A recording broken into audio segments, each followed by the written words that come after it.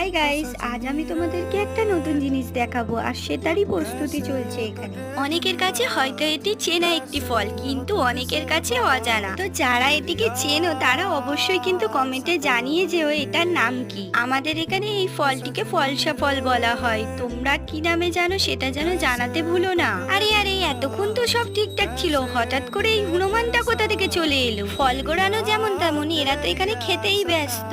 আরে তোরা মারপিটটা থামা, এখনো তো আসল কাজই হয়নি। তো আজ আমরা করব ফলসা মাখা। তো আমি কিছুটা ফলসা নিয়ে নিয়েছি, এতে দিয়ে দেবো সামান্য নুন, আর নিয়েছি দুটো জলজিরার প্যাকেট। আমার এখানে একটাই লেগেছে, তোমরা পরিমাণ মতো দিও। আর কিছুটা পরিমাণে কাসুন্দি সস।